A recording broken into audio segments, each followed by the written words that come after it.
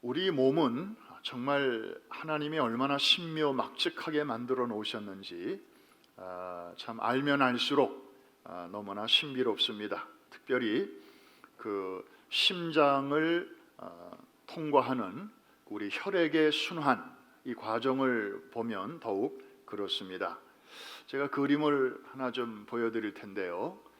여러분의 몸 속에서 혈관이, 피가 어떻게 들어왔다가 심장과 폐를 거쳐서 어떻게 나가는가를 요약한 그림입니다. 사실 제가 여러분 앞에서 설교 시간에 저 그림을 이렇게 설명을 한다는 게 참 너무 그래요. 왜냐하면 요즘 여러분들이 다 의학 박사님들이세요.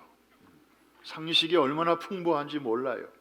그래서 제 마음이, 느낌이 꼭 뭐 같으냐면은 멍게 앞에서 여드름 짜는 느낌이고, 좀 표현이 좀 그렇긴 합니다만은 귀신 앞에서 머리 푸는 느낌입니다.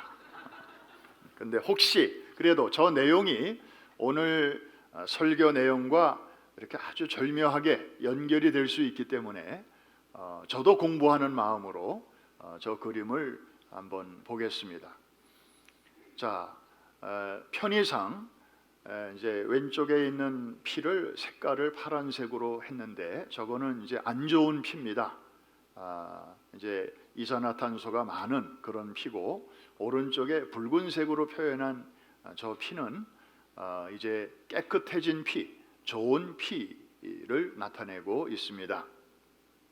온몸을 거치면서 그 이산화탄소가 많아진 이 우리의 몸속의 피는 그 왼쪽에 보이는 저 대정맥을 통해서 이제 우심방으로 들어가게 되고, 그 밑에 있는 세 개의 문으로 구성된 그 삼천판을 통해서 이제 우심실로 들어가게 되죠.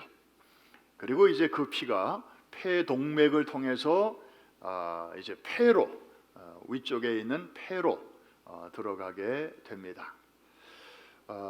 그러면서 피가 이제 깨끗해지게 되죠. 산소가 풍성해지게 됩니다. 그런 다음에 폐 정맥을 통해서 그 좋은 피가 좌심방으로 들어오게 되고, 그리고 두 개의 문으로 이루어진 그 이천판을 통해서 좌심실로 내려가게 되고, 그리고 나서 대동맥을 통해서 이제 온 몸으로 모세혈관까지 피가 이제 퍼지게 됩니다. 그래서 온 몸을 또 다시 돌아다니는 피는 아까처럼 저 과정을 다시 이제 끊임없이 반복을 하게 되죠. 중요한 것은 우리가 저 그림에서 보는 것처럼 우리의 심장과 폐는 저렇게 두 가지 리듬을 갖고 있다는 것입니다. 하나는 calm structure, 그 피를 받아들이는 그런 기능이 하나 있고, 그 다음에 이것을 정화시킨 후에는 다시 피를 온몸으로 내보내는, 그래서 go structure가 같이 있는데, 이 come 그리고 go, 이 두 가지가 우리의 생명을 유지시켜주는 이 원초적 리듬이 되는 것입니다. 이 리듬이 세월이 흘러도 아주 규칙적으로 흔들리지 않고 잘 갈 때 우리는 그 사람 참 건강하다 이렇게 말을 합니다. 그런데 잘 나가다가 언제부터인가 저 리듬이 불규칙해지고, 그리고 느려지거나 혹은 어디가 막히거나 이래서 그 몸이 좀 불편하기 시작하면 매우 위험해지게 됩니다. 이럴 때는 촌각을 다투어서 빨리 손을 써야 합니다. 소위 골든 타임을 놓치면 큰일 나기 때문입니다. 오늘 본문이 저 리듬과 깊은 관련이 있습니다. 우리는 2달 만에 이제 복음서로 돌아왔네요. 5월은 뭐 어린이 주일, 어머니날, 어버이 주일, 또 교사 주일, 뭐 청년 주일, 뭐 여러 행사들이 많았고, 또 6월 달에는 우리 손님들도 많이 다녀가시고 부흥회도 있고, 그래서 이 복음서를 잠깐 쉬었다가 이제 오늘 다시 돌아왔습니다.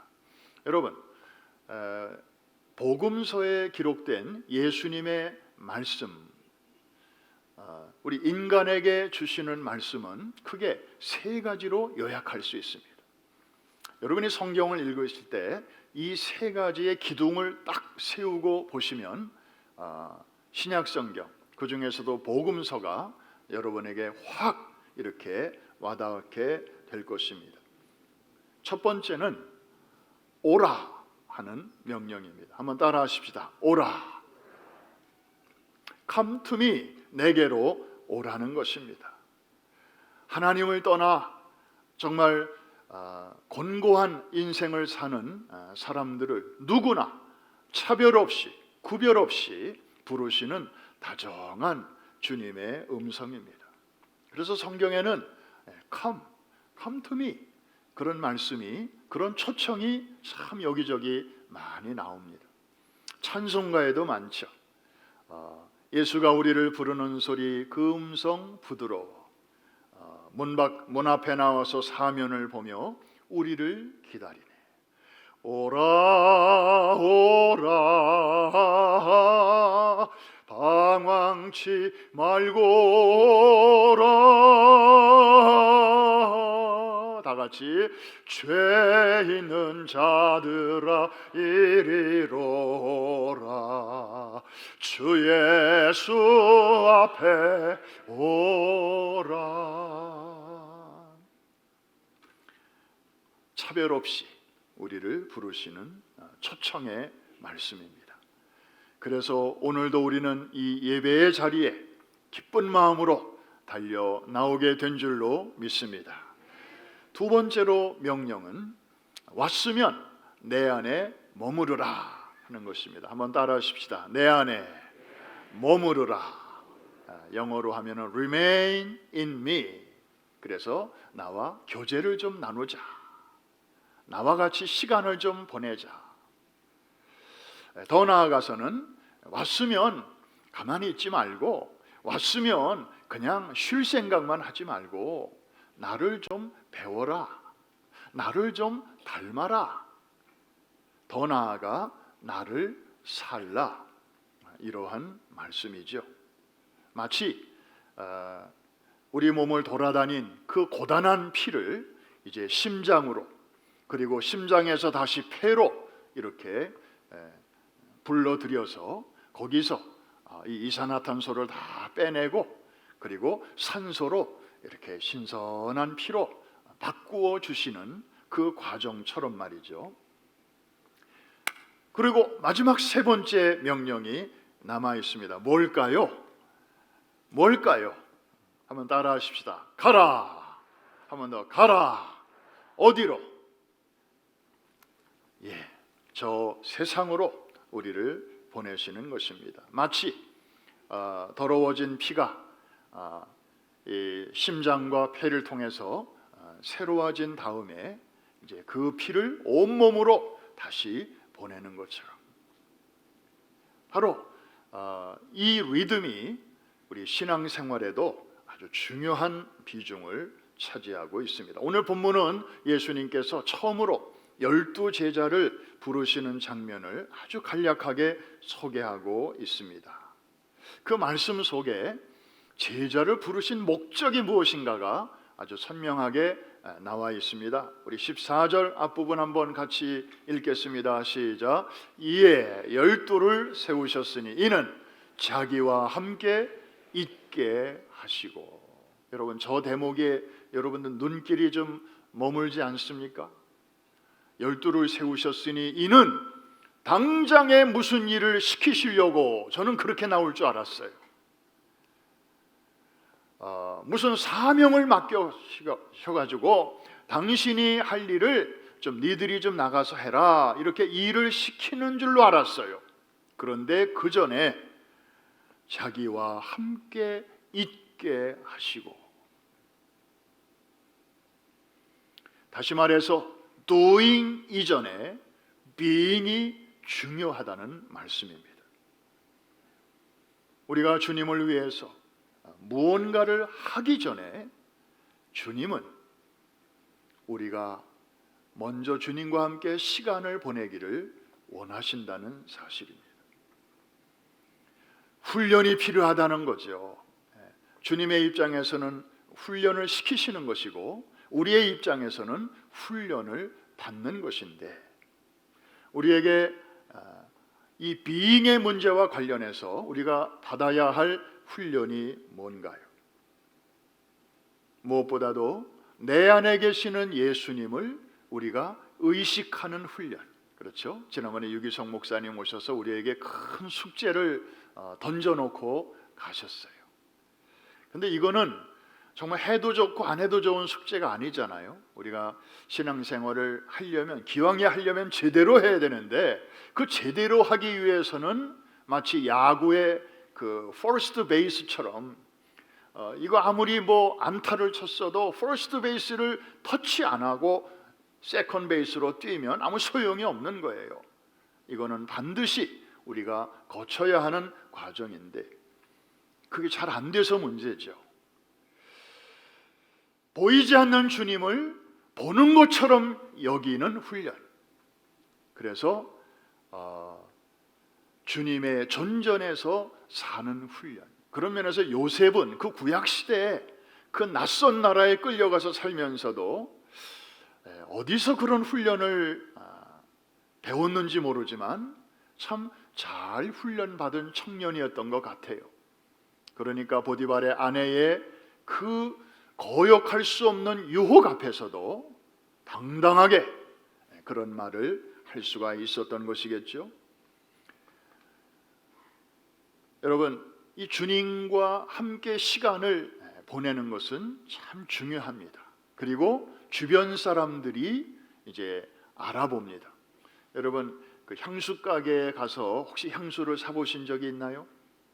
요즘은 뭐 온라인으로도 많이 주문하고 또 친구들한테 선물로도 좀 받고 하지만, 여러분 어떤 분이 향수 가게에 들어갔어요. 이걸 살까 저걸 살까 뭐 신상품을 살까 그러다가 아유 오늘은 결정을 못 하겠네, 다음에 또 한번 나와야 되겠다 그러고 그냥 나왔는데 한 30분 있다가 나오다 보니까 몸에서 냄새가 나는 거예요. 무슨 냄새가 날까요? 좋은 냄새가 나요. 향수 안 샀어요. 안 샀는데도 냄새가 나요. 거기에 오래 머물러 있었기 때문이죠. 사람은 누구와 많은 시간을 보내느냐에 따라서 그 냄새가 납니다. 유난히 남편의 양복에서 찌든 담배 냄새가 많이 난다. 수상한 데 갔다 온 거예요. 추적해 봐야 돼. 주님도 마찬가지입니다. 여러분들이 어느 동창회나 혹은 뭐 이렇게 한 대여섯 명 만나서 식사하는 자리에 여러분이 갔어요. 그런데 만일에 그 어느 누구도 여러분에게 말도 안 걸고 눈길도 안 주고 그냥 여러분이 왔는지 안 왔는지 전혀 관심도 없고 자기들끼리만 얘기하고 자기들끼리만 그렇게 열심히 맛있게 밥 먹고 음식 떠주고 그 자리에 여러분이 있다고 한번 상상을 해보십시오. 여러분 기분이 어때요? 당장 뛰쳐나오고 싶죠? 자존심 상하고 왕따 당하고 정말 내가 다른 데서도 무시받는데 여기까지 와서 내가 이런 대접을 받아야 되나? 아마 그리고 속으로 결심할 거예요. 내가 다시는 이런 모임에 오나 봐라. 오래 갈 거예요. 그런데 여러분 생각해 보세요. 내가 당하는 그런 대접에 대해서는 그렇게 분노하고 그렇게 아파하고 그렇게 힘들어하면서 여러 중에 하나로 참석한 나도 그런 느낌을 받는데, 여러분 마음속에 지금 함께 사시는 예수님인데 내 안에 여러분이 계신 것도 아니고 한 분을 모시고 있는데 그분에 대해서 내가 새하얗게 잊어버리고 살고 무시하고 살고 마치 그분이 안 계신 것처럼 말하고 행동하고 그렇게 산다면 내 안에 계시는 주님은 어떤 느낌을 받으시겠는가?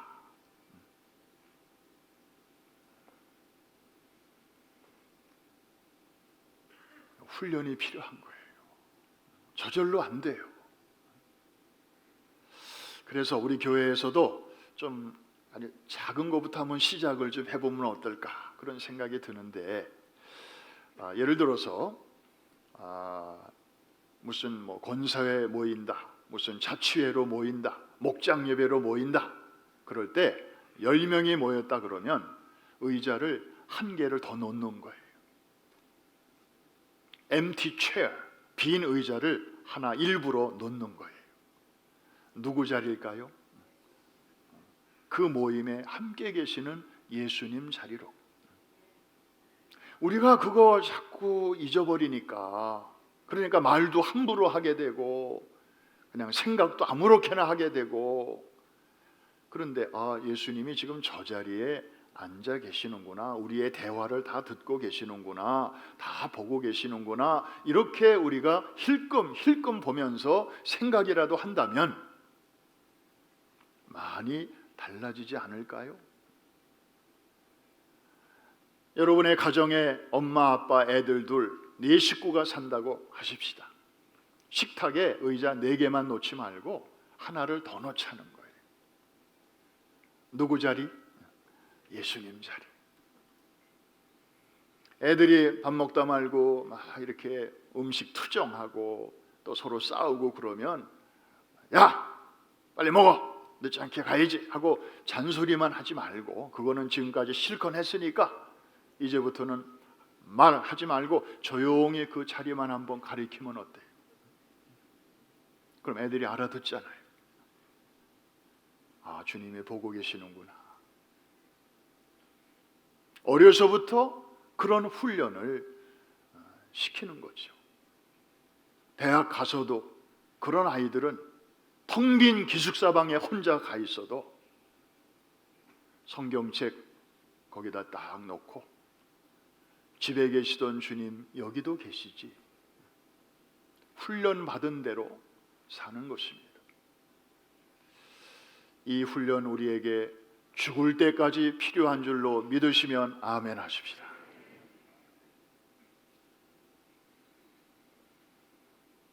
주님과 함께 있게 하시려고. 여러분, 이게 어떻게 보면 그냥 있으나마나한 규절처럼 보이지만 아니에요. 그 어떤 doing보다도 파워풀한 being이에요. 예수님께서 말씀하셨잖아요. 나는 포도나무요 너희는 가지니, 가지가 나무에 붙어 있지 아니하면 아무런 열매도 맺을 수 없거니와, 나에게 붙어 있기만 하면 아무 일도 하지 않아도 절로 시절을 쫓아 과실을 맺을 수 있느니라. 여러분, 주님을 떠나서는요, 우리가 아무리 용을 써도 어떤 열매도 맺힐 수가 없잖아요. 그러나 주님께 붙어 있기만 하면 우리가 정말 아무 일도 안 하는 것처럼 보이고, 그냥 가만히, 너희는 가만히 있어 내가 하나님 되뭘 할지어다, 그냥 주님만 바라보고 주님만 의지하고 주님만 생각하기만 해도 주님께서는 절로 우리가 애쓰고 힘쓸 때보다도 좋은 열매를 맺게 해 주시는데, 그 비결이 뭔지 아십니까? 능력의 원천이 가지에 있지 아니하고 나무에 있고 그 나무의 뿌리에 있기 때문입니다. 할렐루야. 이것이 바로 오늘날 우리의 이 어려운 시대적 상황을 뚫고 나갈 수 있는 하나님이 주신 승리의 V 전략인 것입니다. 자기와 함께 있게 하시려고. 주님을 잘 의식하고 순간순간 이럴 때 주님이시라면 어떻게 하셨을까, 이것을 늘 이렇게 반사적으로 떠올릴 수 있는, 그래서 사고의 근육이 강화되고 믿음의 맷집이 잘 길러지는 그런 은혜의 삶을 살게 되시기를 주의 이름으로 축복합니다. 이 우리를 부르신 첫 번째 목적이에요. 자기와 함께 있게 하시려고. 두 번째, 이제 드디어 우리를 보내십니다. 마치 심장에서, 폐에서 산소로 충만해진 이 피를 온몸으로 다시 보내는 것처럼, 우리 14절, 15절 말씀 같이 한번 읽겠습니다. 시작. 또 보내사 전도도 하며 귀신을 내쫓는 권능도 가지게 하려 하심이로라. 이것이 제자들을 부르신 목적이었고 이 시대에 우리를 부르시는 또 목적이기도 한 것입니다. 여러분, 그래서 이 심장, 아까 그림에서 봤듯이 come 그리고 go, 이 리듬이 규칙적으로 잘 돌아갈 때 우리의 몸이 건강해지는 거죠. 우리 신앙생활도 마찬가지입니다. come 스트럭처와 go 스트럭처가 밸런스를 잘 유지할 때 여러분의 신앙생활은 아주 역동적으로 흘러갈 수 있고, 그리고 아주 신나고 행복하고 열매가 풍성한 삶을 살 수가 있습니다. 그런데 이 리듬이 가장 선명하게, 아주 텐저블하게 이렇게 잡히는 현장이 있어요. 멀리 있지 않고 여러분과 아주 가까이 있습니다. 그리고 여러분이 이미 그 안에 있습니다. 그것이 바로 예배라는 거죠. 여러분, 지난 한 주 동안도 삶의 현장에서 얼마나 바쁘게 사셨습니까? 열심히 사셨습니까? 그런 여러분들을 주님께서는 오늘 아침에도 come to me, 내게로 오라고 초대를 해 주셨습니다. 여러분들이 원근 각처에서 이렇게 정한 시간에 모이신 것입니다. 신령과 진정으로 드리는 이 예배를 통해서 우리 모두는 주님의 임재 그리고 주님의 은혜를 경험하고, 나도 모르게 묻었던 내 영혼의 이산화탄소 그리고 삶의 불순물들이 여기서 제거가 되고, 그리고 말씀과 성령으로 이제 정화가 되면서 우리는 다시 새 힘을 얻게 되는 것입니다. 축도로 예배를 마치면 아이고 예배 끝났구나, 밥 먹으러 가자. 우리는 그렇게 쉽게 생각을 합니다. 그런데 아니에요. 우리는 또 다른 차원의 예배로 나아가는 것입니다. 바로 생활 속의 예배로 나아갑니다. 제가 축도 마치자마자 강단에서 하는 멘트가 있습니다. 그냥 주의 깊게 듣지 않는 분들은 뭐 그냥 한마디 하는구나 이렇게 생각하시지만, 좀 이거를 귀담아 듣는 분들은 그 말 속에서 굉장한 그 의미를 발견합니다. 어떤 분들은 그 마지막 한 멘트 때문에 그동안에는 그 예배에서는 별로 은혜를 못 받았는데 그 마지막 한마디에서 은혜를 받았다는 분도 있어요. 우리가 축도로 마치면 한 3분간 이곳에서 머물면서 성령께서 각자에게 주시는 음성을 들으십시다. 그리고 난 다음에 생활 속의 예배로 나아가십시다. 제가 늘 이렇게 말씀을 드립니다. 증인의 삶을 살라고 주님은 우리를 파송하시는 것입니다. 마치 심장과 폐에서 걸러진 그 산소가 충만한 피가 온몸으로 보내는 것처럼. 여러분, 이거 뭐 이상한 일인가요? 괴로운 일인가요? 이거 거북한 일인가요?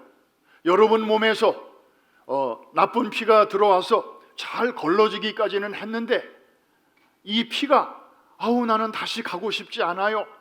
여기가 좋아요. 나 좀 여기서 좀 더 머무를래요. 이러면 여러분 건강이 어떻게 되겠어요? 이거 큰일 나는 거예요. 여러분에게 전혀 도움이 안 되는 거예요. 돌아야 되는 것입니다. 올 때는 와야 되고, 머물 때는 머물러야 되고, 그리고 준비됐으면 가야 되는 것입니다. 아무리 설명해도 여러분들이 아멘을 안 하셔도 저는 선포할 수밖에 없습니다. 나는 내 책임을 다하는 것뿐이에요. 귀 있는 자는 들을지어다.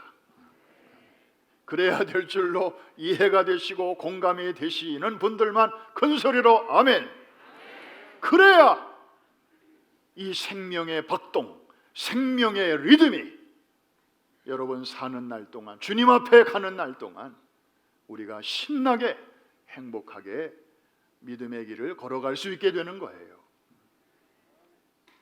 이거를 인간적으로 생각해서, 고정관념으로 생각해서 그저 오라 하시는 거는 좋고 머무르라 하는 것까지는 괜찮은데 가라 하면 아유 부담돼. 이거 병든 신앙입니다. 이거 아주 위험한 신앙입니다. 더 늦기 전에 이런 사람들 빨리 정신 차려야 돼요. 심장에 조금만 이상이 발견되면 그저 그냥 분초를 다투어서 우리 심장병 전문의 찾아가서 스텐트 시술을 하고 뭐든지 다 하잖아요. 자기 심장을 위해서는 그렇게 하면서 영적으로 막혀 있는데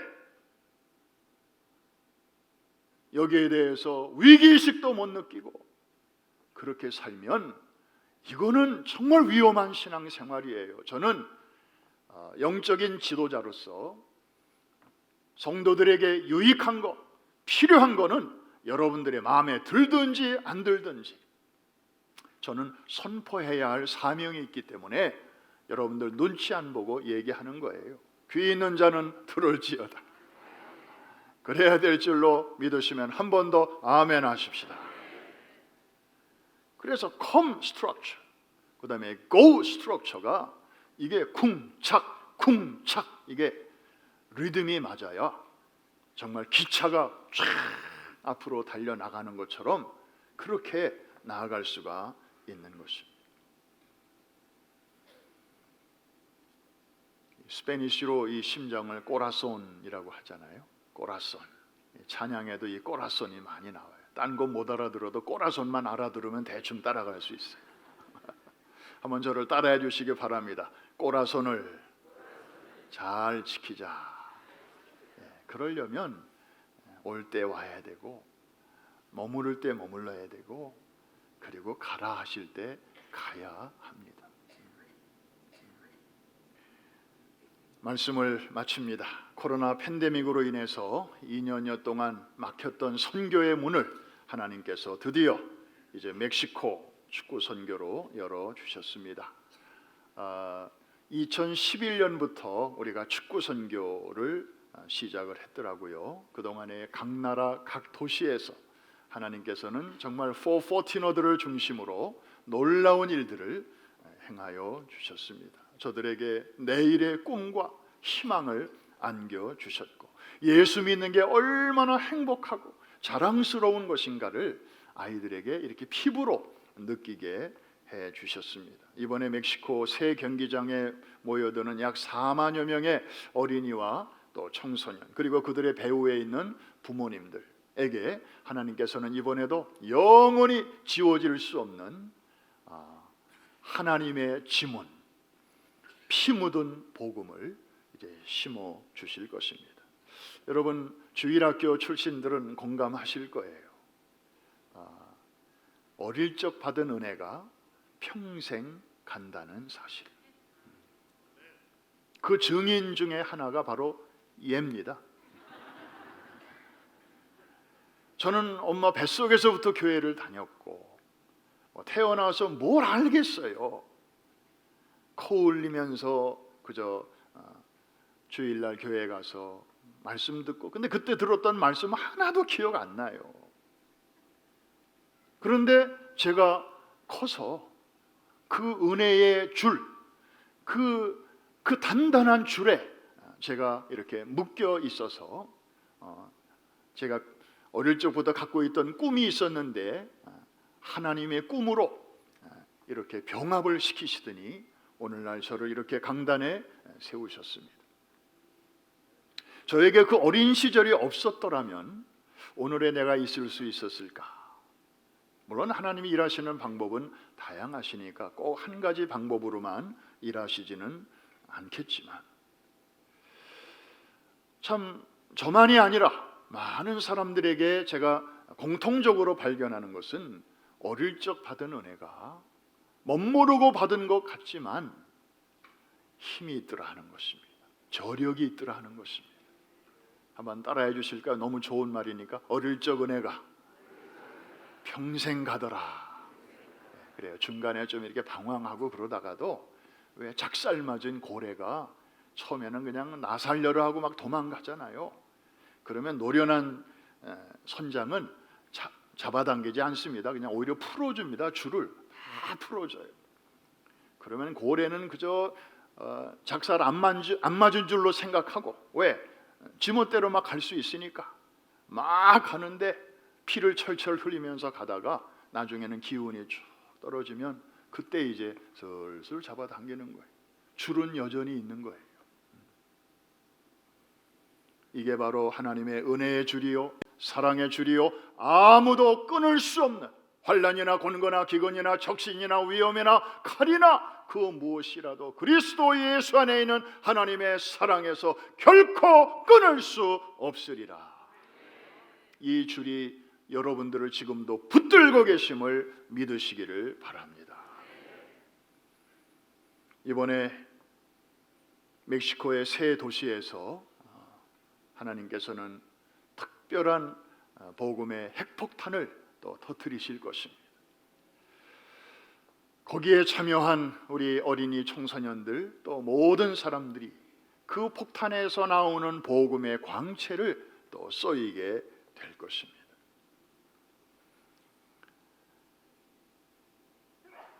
여러분, 10년이 중요합니다. 우리는 10년을 내다보고 이 일을 해왔습니다. 오늘은 어린이지만 이 아이들이 10년 후에는 크리스찬 청년이 됩니다.